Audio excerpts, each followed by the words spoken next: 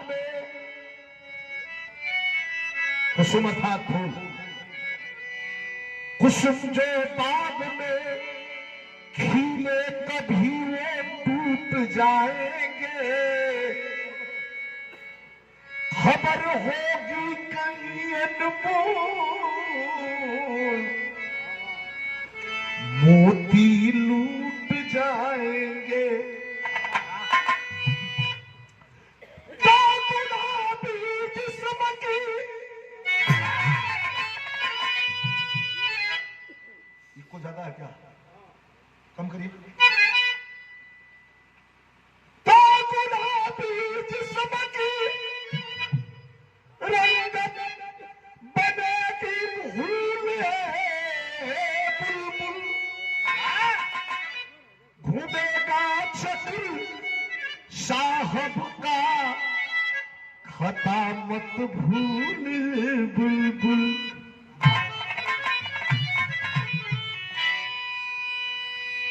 स्वर्गीय बुल्लू उस्ताद और गाजीपुर के धरती के मशहूर कलाकार सुरेंद्र भाई, आज बाबूजी किशोर यादव जी नहीं है, गाजीपुर के पथ प्रदर्शक मंत्री जी नहीं है, बगल में घर है।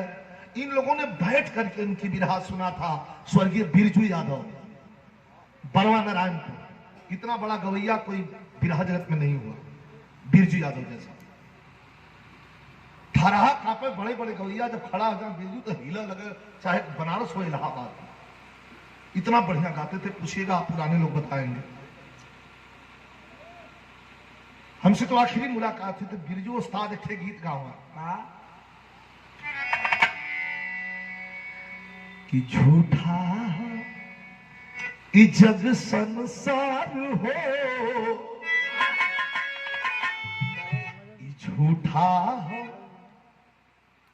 बहुत देरी ले बहुत लंबा सुंदर भाई गुरु सारा खत्म तीनों जने कमवा बिगाड़ दे भाई बतिया कुल है लेकिन कभी रचना हो गंगा माई तरले जइहा हो ज्यादा ना है ना 10-15 तीनों मिनट जने कमवा बिगाड़ दे भाई ना रे भैया ऐसे ही बोलूं नहीं तब तो देखते हुए कब वो बने बेबे के नहीं हो बने झूठा हो ई जग संसार हो, उड़ी जई है सुगना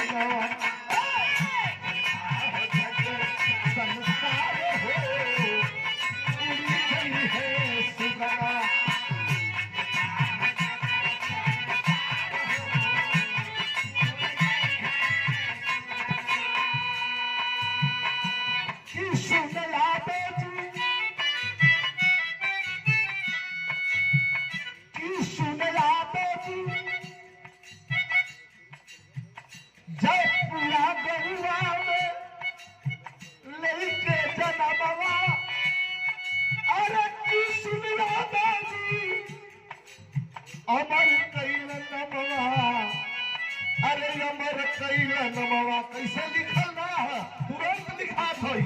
अरे कृष्ण यादाजी अमर कैल नमवा, देखिए आवाज़ साइलेंट करके दूसरों का नोट डाल के पंडाल दिया ना। सीमा कफन के पहरेदार हो, अरे उड़ी गई है सीमा कफन के पहरेदार हो, उड़ी गई है।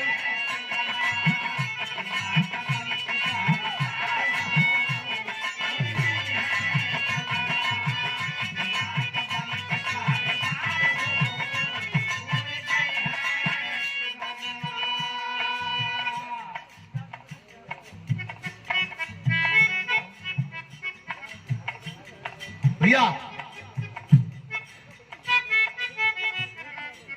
बापू जी की सुनियाद को सुपुत्र होंगे भाई, सूबेदार मेजर से रिटायर्ड होके गई आई, रिटायर्ड होके गई आई। नमवा अवधेश कुमार हो, अरे उड़ी गई है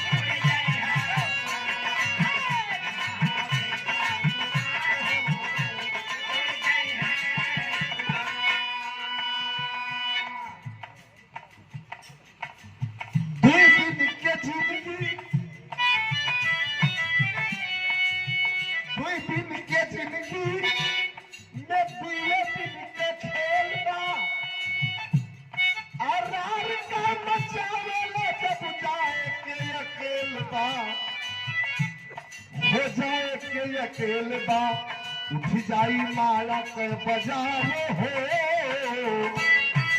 अरे उठ जाई माला कर बाजार हो, अरे उड़ी गई है सुगनवा